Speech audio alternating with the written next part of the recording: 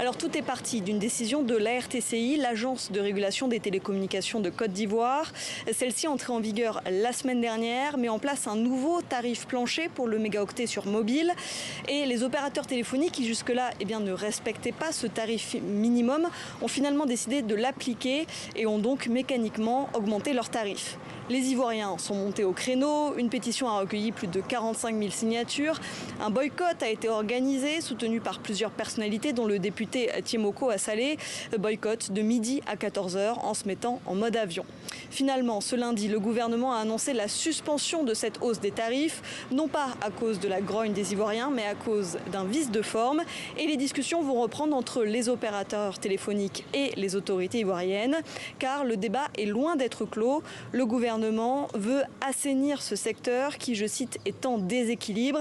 Selon la RTCI, les opérateurs téléphoniques vendent à perte de la donnée Internet sur mobile et ils compensent par d'autres activités. Et pourtant, la data mobile en Côte d'Ivoire est l'une des plus chères de la sous-région. Elle est plus chère qu'au Sénégal, au Ghana, au Mali ou encore au Niger, selon le site britannique Cable. On reste en Côte d'Ivoire où la saison des pluies risque d'être très intense. Selon les prévisions de la Sodexam, les précipitations de mars à juin pourraient dépasser la moyenne des